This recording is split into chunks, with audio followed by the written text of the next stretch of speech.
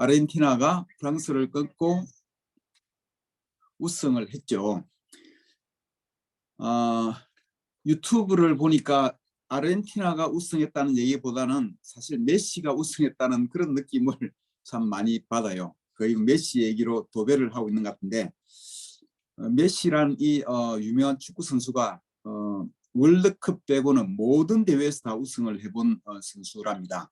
모든 대회에서 우승해보고 역사상 가장 많은 어떤 기록들을 가지고 있답니다. 그런데 단 하나 최고 대회인 월드컵 대회에서 우승을 하지 못해서 그것 때문에 이제 펠레나 마라도나처럼 역대 최고의 선수 반열에는 좀 그들에게는 부족하다 하는 평가가 있었는데, 그래서 그것 때문에 한이 맺히다시피 했는데 한 8년 전인가요?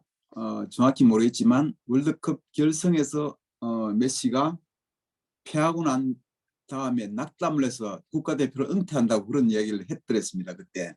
근데 사람들이 말리고 아르헨티나 국민들이 울면서 말리고 해서 다시 마음을 먹고 국가대표를 하고는 이번이 마지막 대회라고 얘기해지는데, 마지막 출전에서 우승의 꿈을 이루고 이제는 역대 최고의 선수 반열에 거의 올랐다고 합니다.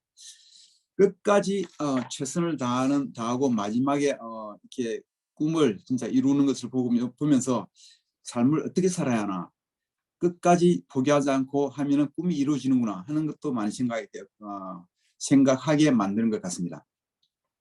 하여간 지난 주일에는 예수님의 마지막 날을 보면서 누가복음을 마무리했습니다. 오늘은 에필로그라고 말할 수 있을 만한 그런 말씀을 전하겠습니다. 누가복음 24장을 보면서 말씀을 전하도록 하겠습니다. 오늘 말씀의 제목은 엠마오로 가는 길이고, 포인트는 시리에서 기쁨으로 라는 포인트로 말씀을 보도록 하겠습니다. 누가복음 23장 13절에서 17절, 이 24장일 것 같은데 이제 잘못된 것 같아요. 24장 13절에서 17절일 것 같습니다. 우리 박영인 자매가 읽어줄 수 있을까요? 네. 네, 좀 읽어주세요. 마침 그날에 그들 가운데 두 사람이 예루살렘에서 한 30리 떨어져 있는 엠마오라는 마을로 가고 있었다. 그들은 일어난 이 모든 일을 서로 이야기하고 있었다. 그들이 이야기하며 토론하고 있는데 예수께서 가까이 가서 그들과 함께 걸으셨다. 그러나 그들은 눈이 가려져서 예수를 알아보지 못하였다. 예수께서 그들에게 물으셨다.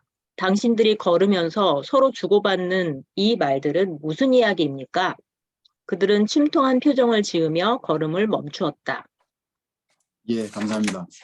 목소리에 아직 들어보니까 환자 티가 아직 나네요. 보니까 다 완쾌되지 않은 환자한테 제가 부탁을 했군요. 엠마오는 예루살렘에서 30리 떨어졌다 보니까 약 11km 떨어진 그런 마을입니다. 제자 두 사람이 자신들의 집인 마을로 돌아가는 것으로 보입니다.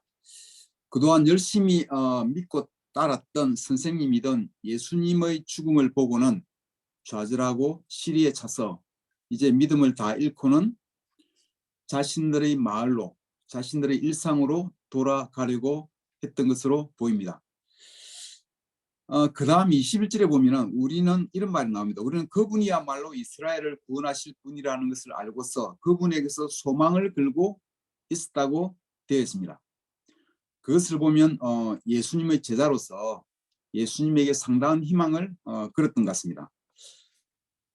엠마오에서 예루살렘까지 와서 그분을 따라다니고 배우며 꿈을 가지고 있었는데 어느 날 그분이 사형 선고를 받고 십자가에서 죽어버리니까 좌절과 시리에 빠진 것입니다. 그래서 꿈과 희망이 내려지고 자신은 자신의 고향 마을로 돌아가고 있었던 것입니다. 믿음을 잃게 되면은 나타나는 뚜렷한 특징은 형제 자매들과의 거리가 멀어진다는 것입니다. 더 이상 믿음의 형제들과의 교제도 중요하게 생각되지 않고 그들과의 만남도 의미가 크게 느껴지지 않아서 그들을 떠나서 자기 삶으로, 자기 일상으로 돌아가는 경향이 강하게 나타나기 마련입니다. 여러분은 믿음을 잃을 때 주로 어떤 증상이 나타납니까? 여러분은 믿음이 있을 때와 믿음을 잃고 시리에 빠졌을 때 삶에서 어떤 차이가 있습니까? 저는 아마도 믿음을 잃는다면 과거의 일상이든 매일 술을 마시는 일상으로 되돌아가지 않을까 하는 생각이 듭니다. 우리는 제자가 되더라도 제자 되기 전과 같은 일상의 삶을 살기 때문에 당장 겉으로는 큰 변화가 보이지 않습니다. 이전과 같이 출퇴근하고 열심히 회사 일하고 열심히 공부합니다. 우리 양민자 누님은 제자 되시기 전에도 새벽부터 열심히 나와서 일하시고 제자 되시고 난 후 지금도 똑같이 새벽부터 열심히 일합니다. 변화가 별로 없어 보입니다. 겉으로 보면은. 우리 오성대 형제도 제자 되기 전에도 열심히 공부했고 제자 되고 나서도 지금 열심히 공부하고 있습니다. 별로 변화가 없어 보일 수도 있습니다. 그러나 변화는 그 사람 안에서 주로 생겨납니다. 꿈이 달라지고 삶의 목적이 달라지고 삶의 동기가 달라지는 게 진정한 변화인 것입니다. 제자가 되고 난 후 달라진 가장 큰 특징 중 하나는 형제자매들 모임 그리고 예배 그 만남을 소중히 한다는 것입니다. 아무리 피곤하시더라도 양민자 누님은 양산에서 여기까지 직접 차를 운전하고 오시든지 대중교통을 이용하시든지 때로는 이덕형 형제가 모시고 오시든지 하여간 예배 모임에 충실히 출석하시고 또한 주주 모임에도 아마 거의 한 2, 3위로 1, 2등, 2, 3등으로 매수 출석을 하셔서 먼저 기다리고 계십니다. 인천의 오성대 형제는 제자가 된 후 가장 큰 변화는 예배와 형제 자매들 모임에 참석하는 열정이라고 저는 보입니다. 아르바이트를 하고 생활비도 벌면서 세무사 공부도 하면서 늘 시간에 쫓기면서도 예배를 받들는 경우가 없고 매주 주주 모임 주일 예배에 성실히 참여하고 특히 한 달에 한 번씩은 상당한 시간과 돈을 들여서 인천에서 부산까지 다녀갑니다. 그 와중에 싱글 모임에서의 진행 준비도 하고 최근에는 우리 LTP 배우는 공부 시간에도 빠짐없이 또 참여하고 있습니다. 제가 걱정이 돼서 바쁘면 이 공부는 안 해도 된다고 해도 자기 할 수 있다면서 지금 열심히 공부하고 있습니다. 제자와 제자 아닌 사람의 차이는 겉으로 얼른 보면 알 수가 없습니다. 술 안 먹고 담배 안 피우고 욕 안 하는 사람은 요즘 많이 있습니다. 믿음이 있고 없고는 그 사람 안에서 속에서의 변화가 말해 줍니다. 꿈과 목적과 동기가 달라지는 것입니다. 그리고 믿음이 밖으로 드러나는 것은 형제 자매들과의 모임이나 만남을 얼마나 소중히 여기느냐로 많이 나타납니다. 이 엠마오로 가던 두 사람은 믿음을 잃고 시리에 빠져서 믿음의 동료들을 떠나서 자신들의 삶으로 자신들의 일상으로 돌아가기 위하여 엠마오로 가고 있습니다. 그런데 그들은 가는 도중에 예수님을 만났습니다. 믿음을 잃고 시리에 빠져 있을 때는 예수님이 함께 있어도 옆에서 말을 걸어도 예수님을 알아보기가 어려운가 봅니다. 예수님이 가까이 가셔서 함께 걸었으나 그들은 눈이 가려져서 예수님을 알아보지를 못하였습니다. 예수님을 옆에 두고도 그냥 이 예수님이 지나가던 행인 1, 2 행인갑다 하고 생각을 했던 것 같습니다. 기대가 없고 모든 것이 끝났다고 생각하였기에 그들의 눈이 가려져서 예수님이 옆에 있어도 보이지 않았던 것입니다. 우리가 예수님을 알아볼 수 있을 때는 우리 마음에 믿음이 있고 기대가 있을 때 예수님을 볼 수가 있는 것 같습니다. 누가복음 24장 25절에서 27절을 윤지연 자매가 읽어주세요. 네, 누가복음 24장 25절에서 27절까지입니다. 예수께서는 그들에게 말씀하셨다. 어리석은 사람들입니다. 예언자들이 말한 모든 것을 믿는 마음이 그렇게도 무디니 말입니다. 그리스도가 마땅히 이런 고난을 겪고서 자기 영광에 들어가야 하지 않겠습니까? 그리고 예수께서는 모세와 모든 예언자에서부터 시작하여 성경 전체에서 자기에 관하여 써놓은 일을 그들에게 설명하여 주셨다. 예, 감사합니다. 이 두 사람이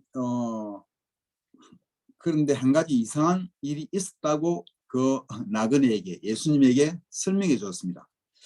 예수님의 무덤에 시신이 없어졌다는 이야기와 또 그 사실과 또 천사들의 환상을 보았다는 이야기를 하고 했습니다.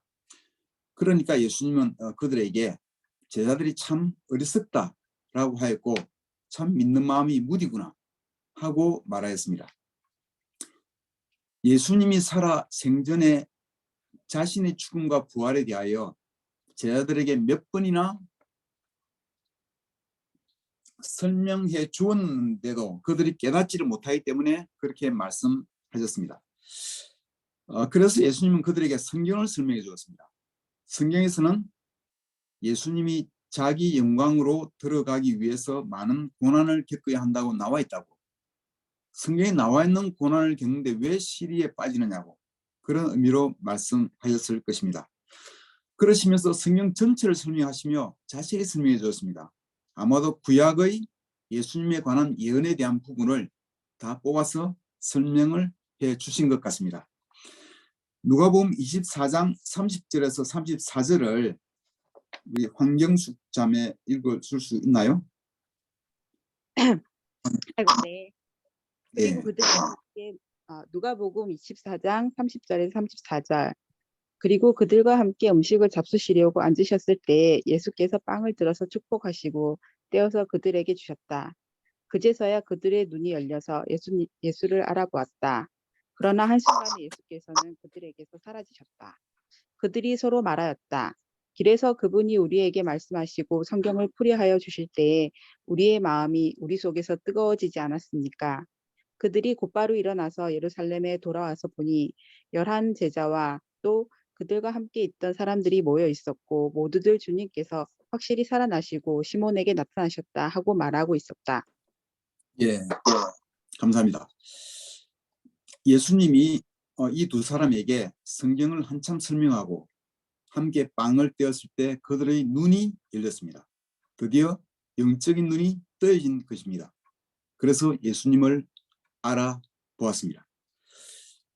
그들이 영적인 눈을 뜨고 정신을 차리자 예수님은 사라졌어요.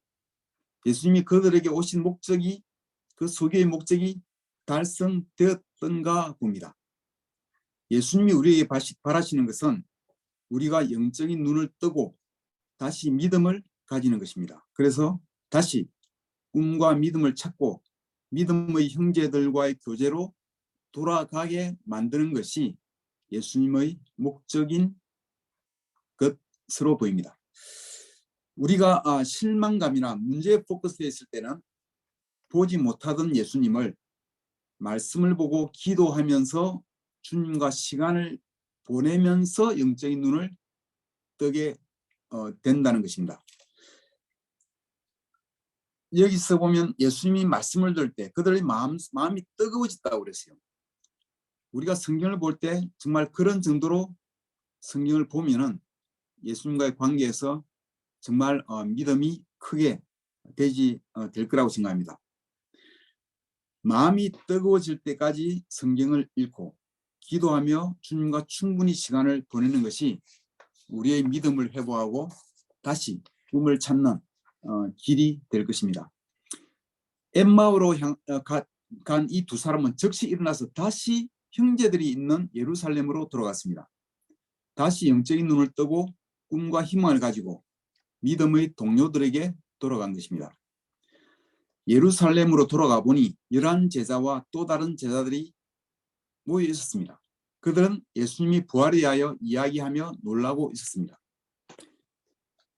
주님께서 확실히 살아나시고 베드로에게 나타나셨다고 이야기하고 있습니다. 베드로가 아마 나눴을 것입니다. 아마도 예수님은 주님을 3번 부인하고 그래서 예수님이 돌아가시는 것을 보고 그게 실에 빠진 데다가 자신은 개인적인 죄책감까지 가지고 좌절해 있었을 가능성이 많았을 것입니다. 아마 그래서 예수님이 그 베드로에게 가장 먼저 나타나시지 않았을까 추측이 됩니다. 그래서 베드로에게 용서해주고 격려를 주고 다시 믿음을 주시는 그런 시간을 보냈었을 거라고 짐작이 됩니다. 하여간 두 사람도 엠마오에서 다시 엠마오로 가는 길에서 예수님을 만난 것을 그 형제들에게 나누었습니다. 믿음의 경험을 서로 나눈 것입니다. 그들의 부활에 대한 확신이 모두 더욱 커져 갔을 것입니다. 형제들 간의 교제는 우리 믿음을 키우게 되어 있습니다. 누가복음 24장 36절에서 39절까지를 곽미나 자매가 읽어주세요.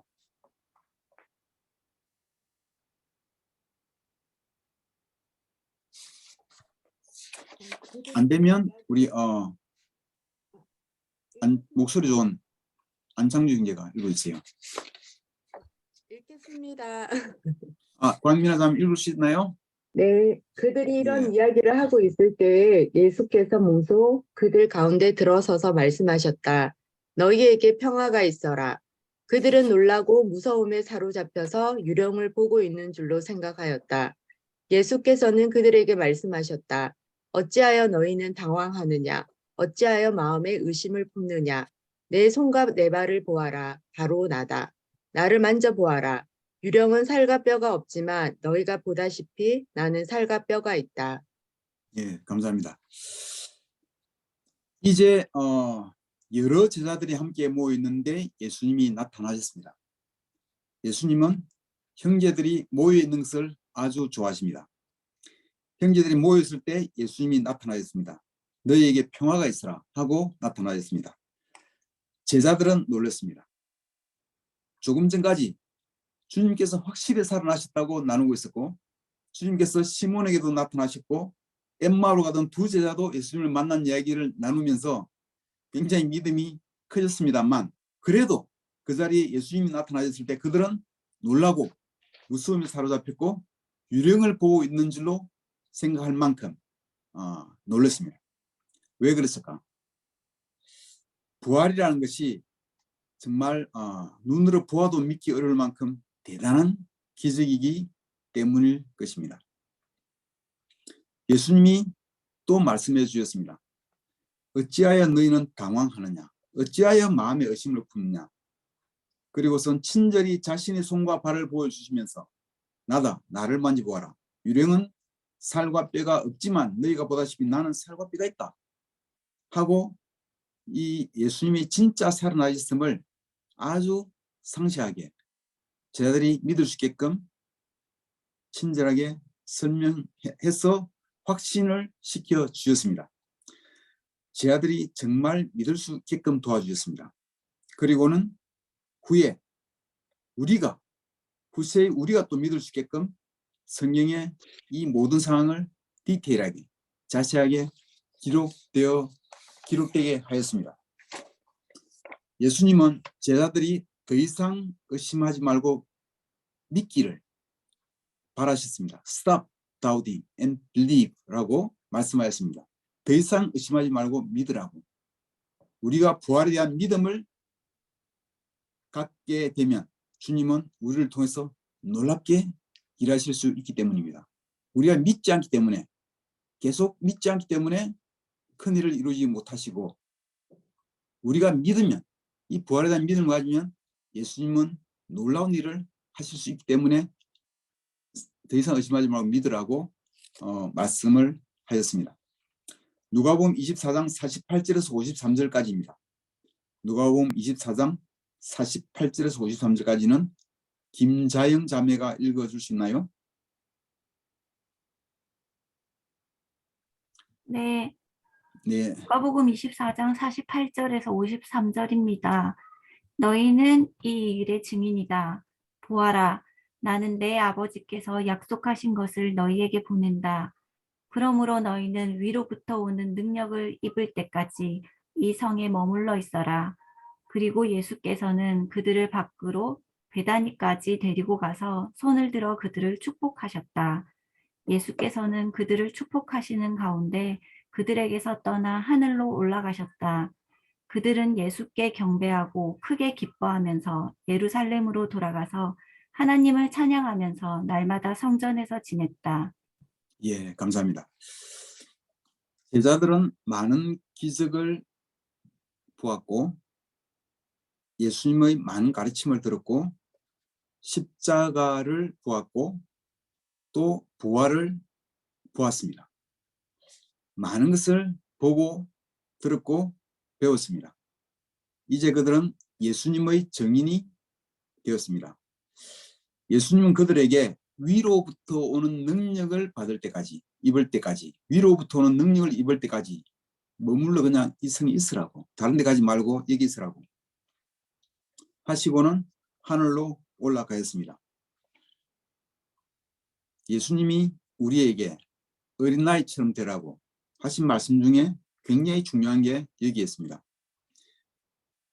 부활, 어른 같은 마음으로는 믿기 어려운 것입니다. 아무리 이론적으로 맞고 많은 증거가 있어도 이 세상에 그것이 너무 많이 들어가 있고 어른 같은 마음으로는 우리 어린아이 같은 마음으로 변화하지 않으면 참 자기 것이 되기가 쉽지 않은 것입니다. 또 예수님이 하늘로 올라가시는 것도 이것도 어른 같은 마음으로는 참 믿기 어려운 일입니다. 이 성경에 나오는 많은 기적과 예수님의 일들이 어린아이 같은 마음으로 다가갈 때 우리에게 믿음이 크게 생길 수 있는 것입니다. 예수님은 하늘로 올라가셨습니다. 그들은 이제 다른 데 가지 않고 예루살렘에 머물면서 성령님이 오실 때까지 기다렸습니다. 위로부터 오는 능력을 입을 때까지. 믿는 형제자매들끼리 크게 기뻐하고 하나님을 찬양하며 지냈습니다. 엠마오로 가던 두 제자도 이제 형제들의 교제를 떠나지 않고 함께 매일 성전에서 만나며 함께 지냈습니다. 그들은 엠마오로 갈 때의 그 침통함과 시리에서 벗어나서 이제는 예루살렘에서 다시 새로운 꿈과 희망을 가지고 큰 기쁨으로 하나님을 찬양하며 지냈습니다. 그들의 좌절과 시리는 새로운 기쁨과 꿈으로 바뀌었습니다. 마무리하겠습니다. 때로는 우리는 시리에 빠질 때가 있습니다. 마음이 뜨거워질 때까지 말씀을 보며 기도하며 예수님과 개인적인 시간을 보내는 것이 중요합니다. 부활에 대한 믿음을 갖는 것이 정말 중요합니다. 절대로 형제자매들과의 만남이나 모임에서 멀리 가지 마시기를 바랍니다. 최선을 다하여 모임에 더욱 힘쓰시기를 당부드립니다. 예수님의 부활은 모두가 다 끝났다고 얘기했을 때 그때부터 시작되었습니다. 상황이 어렵더라도 상황이 어떠한지 관계없이 우리에게 완전한 절망은 없습니다. 우리의 꿈과 희망을 놓지 말고 기쁨으로 형제자매들과 함께 하시기를 바랍니다. 우리가 부활을 믿을 때 우리의 힘이 아니라 주님의 능력으로 우리의 꿈은 이루어질 것입니다. 주님의 능력으로 이루어갈 새해의 꿈을 꾸는 연말이 되기를 바라면서 말씀을 마치겠습니다. 감사합니다. 아멘.